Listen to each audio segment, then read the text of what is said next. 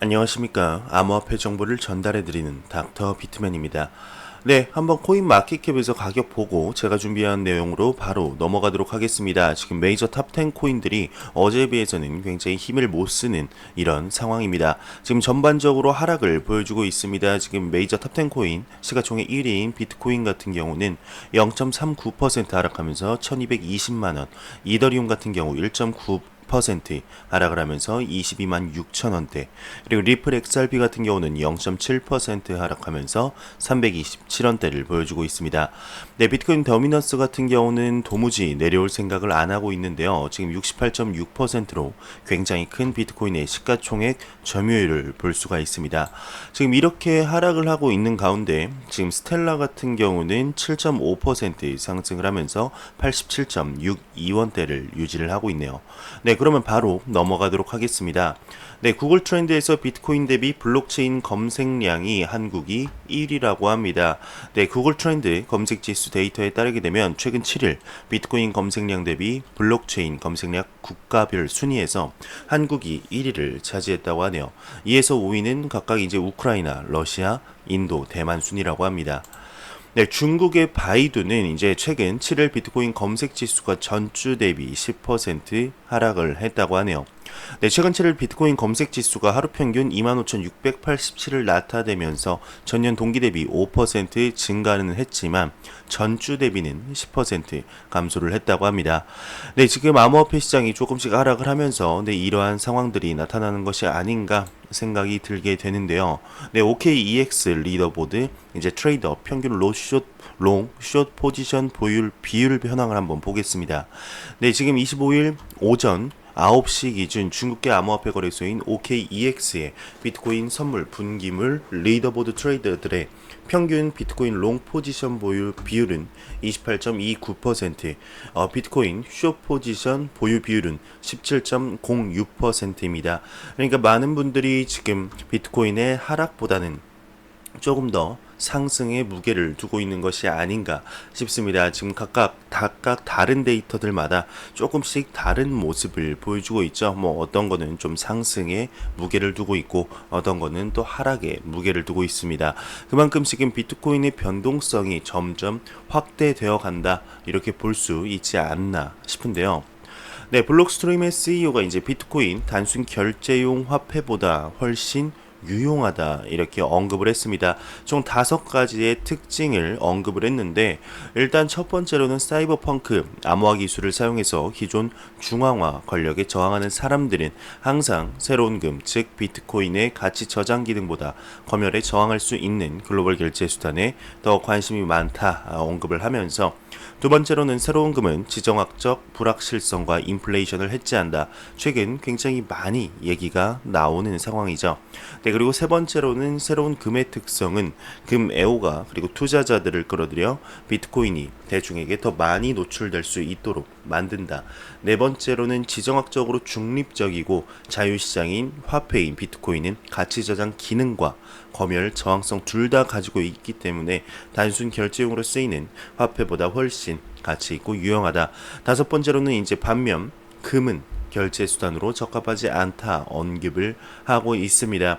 네, 근데 보게 되면은 이제 비트코인이 단순 결제용 화폐보다 유용하다는 것이지 결제용으로 적합하다라는 단어는 말은 이런 의미로는 쓰이지 않았습니다. 최근 이제 해지 수단 그리고 지정학적 불확실성과 인플레이션 해지 수단으로 네, 두 번째 이 특징을 많이 부각을 시키는 것 같죠. 실제로 지금 비트코인과 금에 관한 이런 상관관계가 높아진다. 그리고 새로운 해지 수단으로 부상하고 있다라는 기사가 많이 나오고 있습니다.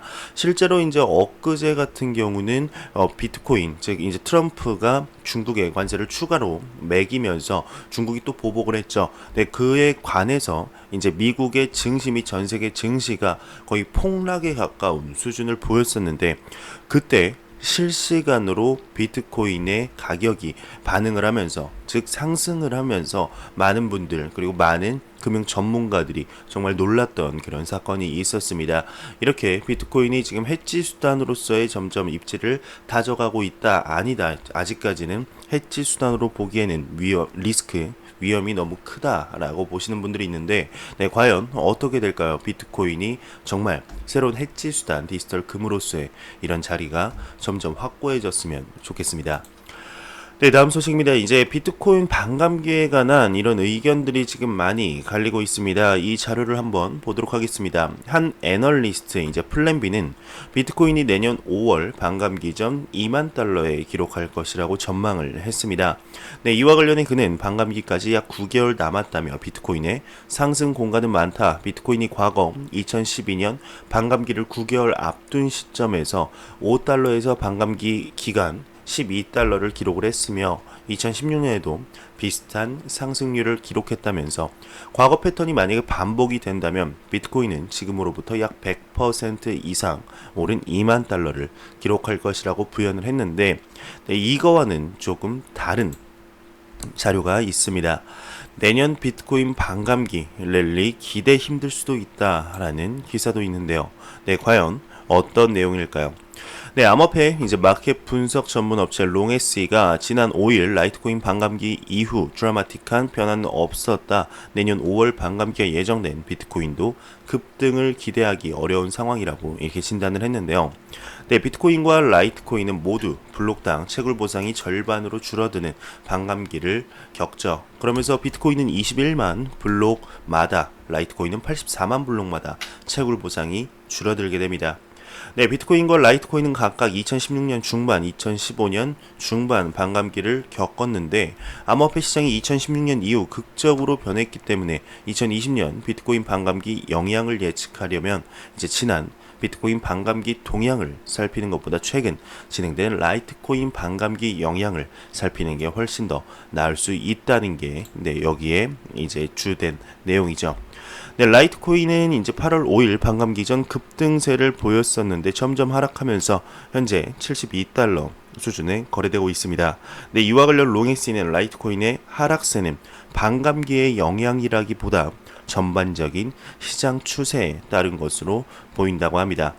네, 한편 가격 요소 외에 반감기 이후 라이트코인 거래 수수료 중위값이 22%로 감소했고 주간 트랜잭션 수도 5%, 주간 조정 거래량은 21% 증가를 했는데, 이는 라이트코인 네트워크 내에서 더 많은 돈이 송금이 되고 있다는 것을 의미를 하고 있습니다. 더 많은 이런 돈이 송금이 되고 있지만은 실질적으로 가격은 하락한다라는 내용입니다. 네, 과연 어떻게 될까요? 비트코인의 반감기만 놓고 봤을 때에는 가격이 이제 2만 달러 가까이 상승을 해야 하는 것이 맞는데, 최근에 이제 가장 최근인 이제 라이트코인의 반감기를 봤을 때는 비트코인이 그렇게까지 상승을 하기는 힘들 것이다 라고 의견이 많이 갈리고 있습니다. 네, 과연 어떻게 될까요? 뭐 역사적으로 봤을 때는 이제 비트코인 반감기 1년 전에 강력한 상승 랠리가 이제 왔었는데, 네, 실제로 올해 초에 비해서는 많이 상승을 한 모습입니다. 과연 이 상승이 비트코인 반감기를 그 역사적 1년 전 강력한 상승 랠리가 오는 그 상승을 대체한 상승이었을까요? 아니면 그 아직까지 역사적인 상승 랠리가 오지 않은 걸까요? 네, 정말 내년에 가봐야 알 것 같습니다. 네, 참 그러면서 이제 요즘 비트코인 ETF에 관한 이러한 기사들이 조금씩 나오고 있는데, 벡트가 9월 22일, 네, 다음 달 22일 날 정식 오픈을 하죠. 네, 그 벡트의 오픈의 영향이 비트코인 ETF에도 좀 영향을 주어서 올해 아니면 늦어도 내년 2020년 안에는 비트코인 ETF가 승인이 났으면 좋겠습니다. 네, 아까 앞에서도 살짝 언급을 해드렸지만 현재 비트코인과 금에 관한 상관관계에 대해 많이 나오고 있죠. 비트코인이 이렇게 새로운 금으로 부상한다. 네, 이런 기사가 다시 나왔습니다. 네, 포브스가 비트코인 미 트럼프 무역전쟁의 새로운 금으로 부상한다라는 내용이 있는데요. 이제 얼마 전에 중국 관영 신화통신에 따르게 되면 중국 군무원 관세세칙위원회가 5,078개 품목 750억 달러 규모의 미국산 제품의 추가 관세를 부과하기로 했죠. 네, 이에 도널드 트럼프 미국 대통령은 중국산 모든 제품에 5%의 추가 관세를 부과하겠다고 밝혔습니다. 네, 그러면서 중국 상무부는 24일 성명을 통해서 중국은 중국의 이익을 지키기 위해 끝까지 싸울 것이라고 밝혔었는데, 네, 이처럼 미중 무역 간의 전쟁이 격화가 되면서 뉴욕, 유럽 모든 글로벌 증시 경제가 크게 출렁이면서 엄청나게 하락을 했었습니다. 네, 뉴욕 증권거래위원회에서 이제 거래소에서 다우존스는 30 산업평균지수는 전장보다 2.37%, 그리고 스탠더드 앤드 푸어스 S&P 500 지수는 2.59%, 기술주 중심의 나스닥 지수는 3% 폭락을 했습니다. 네, 유럽 주요국 증시도 일제히 하락을 했고 국제 유가도 하락을 했는데, 반면 안전자산으로 분류되는 이제 국제 금값 같은 경우는 다시 크게 상승을 했죠. 네, 그러면서 이에 23일 영국 금융 관련 사이트 어드밴스드 파이낸셜 네트워크의 클램 체인버스 최고 경영자는 미국 경제 전문지 포브스의 기고를 통해서 비트코인은 트럼프의 무역 전쟁으로 인해 뉴 골드, 네, 즉 이제 새로운 금으로 되고 있고 안전 피난처 자산으로 부상하고 있다, 즉 해지 수단으로서 확장되고 있다라고 언급을 하고 있습니다. 네, 그러면서 미국 투자 리서치 업체 펀더스트레이트의 설립자 톰 리 또한 CNBC에 출연을 해서 미중 무역 전쟁 그리고 환율 전쟁 속에서 암호화폐는 글로벌 리스크 수단으로 부상을 하고 있다. 장기적으로 볼 때 비트코인의 글로벌 자산 피난처 자격은 충분하다 언급을 하면서 기사가 마무리되고 있습니다. 네, 지금 요즘 이처럼 지금 지정학적 리스크가 전 세계적으로 확장되어 가고 있는 지금 비트코인 그리고 금의 상관관계가 점점 높아지면서 비트코인의 가격이 급등할 것이라 뭐 이런 예상들이 굉장히 많습니다. 네, 2008년 리먼 브라더스 그리고 서브프라임 모기지 사태 이후에 2008년부터 2011년까지, 네, 2008년부터 2011년까지 금의 엄청난 상승률이 있었습니다.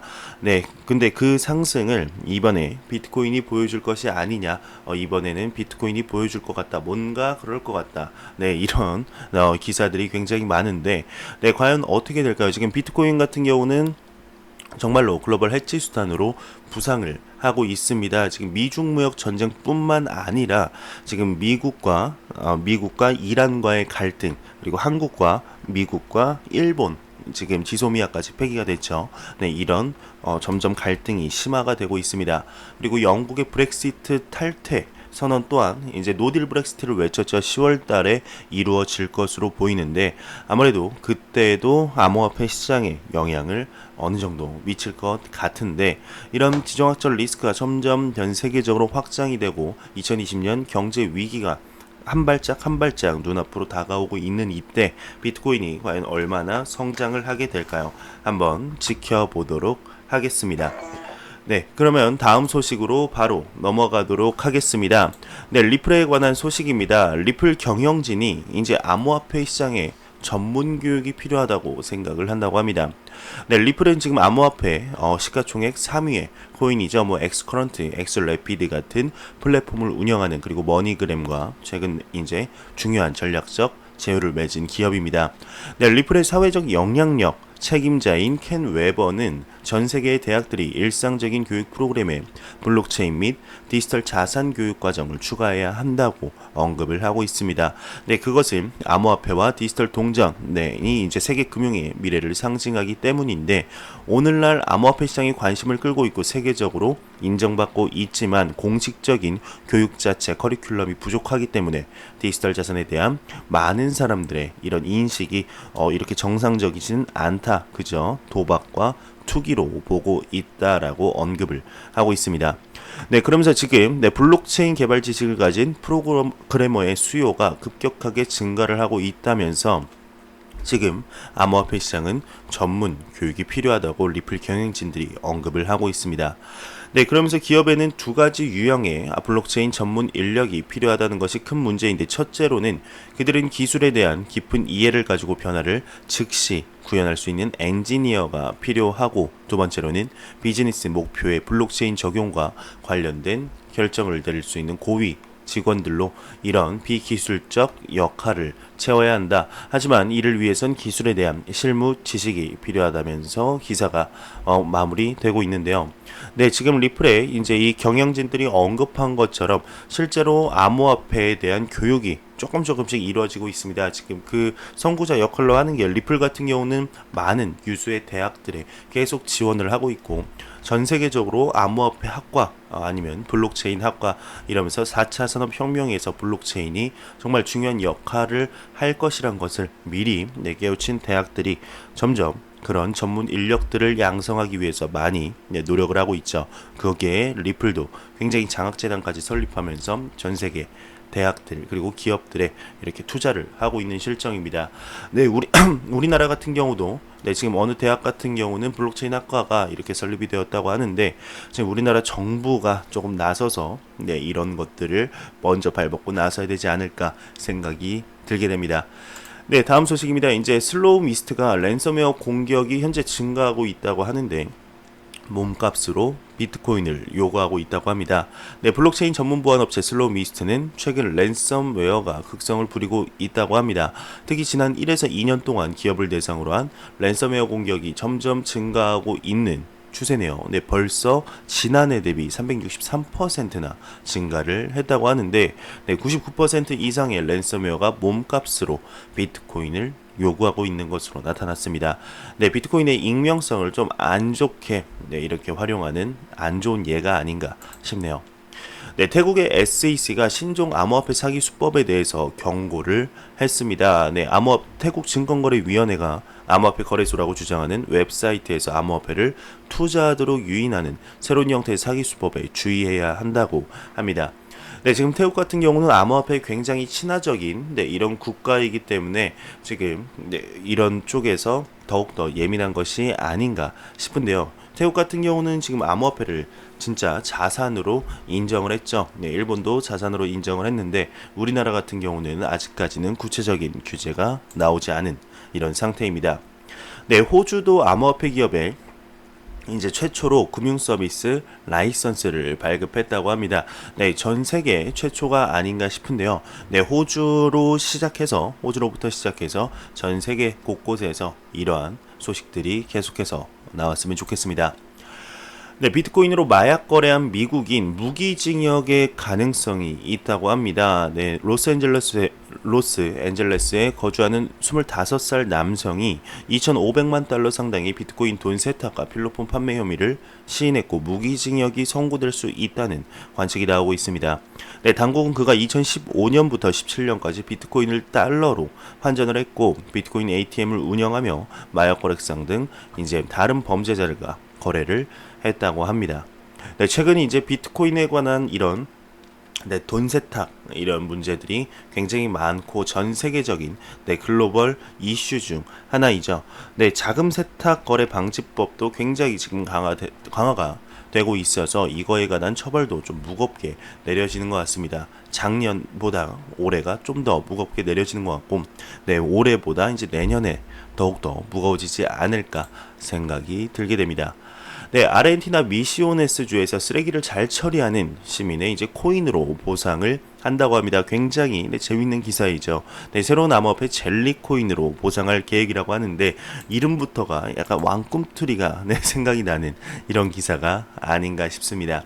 네, 실제로 지금 아르헨티나 같은 경우는 새로운 정권이 다시 정권을 잡으면서 지금 그 아르헨티나 자체 내에 많은 금융기관들 그리고 법정 화폐가 무너지고 있습니다. 그래서 최근에 아르헨티나 프리미엄, 비트코인 아르헨티나 프리미엄이라는 단어가 다시 나오고 있는데, 지금 암호화폐 시장으로서 이 위험을 극복하겠다라는 이런 정책들이 스물스물 다시 나오고 있는데, 과연 아르헨티나 그리고 브라질, 베네수엘라, 이런 국가들 자국의 법정 화폐 가치가 인플레이션으로 인해서 더 이상 점점 가치가 하락하는 이런 국가들에서 암호화폐 시장이 얼마나 성장을 하게 될까요? 실제로 비트코인이나 이제 익명성이 강한 코인, 대쉬, 모네로 같은 코인들이 여기서 인기가 정말 많다고 하네요. 네, 미 헬스클럽에서 이제 비트코인으로 결제를 지원한다고 합니다. 비트코인 메인스트림을 증명한다고 하는데 암호화폐 미디어 라이브 비트코인 뉴스에 따르게 되면 미국 뉴욕 맨해튼 소재 헬스클럽인 그리트 뱅 뭐라고 읽어야 될까요? BXNG가 비트코인 결제를 지원한다고 합니다. 이용자는 해당 클럽에서 이제 클럽 이용권 그리고 1대1 PT, 보조제, 운동 장비 등을 구매할 때 비트코인으로 결제할 수 있다고 하네요. 이와 관련해 미디어는 이제 비트코인 및 암호화폐가 보급되고 메인스트림이 되고 있다라는 증거라고 전했습니다.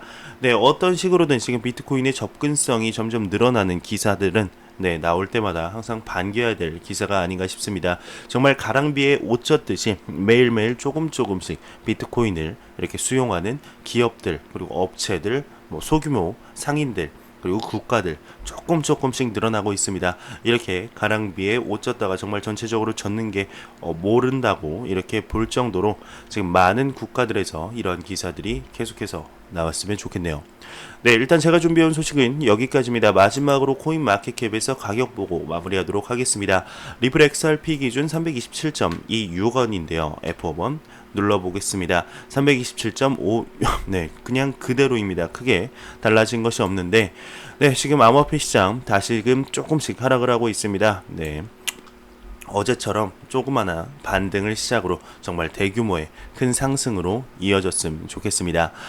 제가 준비한 소식은 여기까지입니다. 영상이 도움이 되셨다면 구독과 좋아요 그리고 광고 한 편만 처음부터 끝까지 시청해 주시기 바랍니다. 이 채널은 오직 광고 수익으로 운영이 되게 됩니다.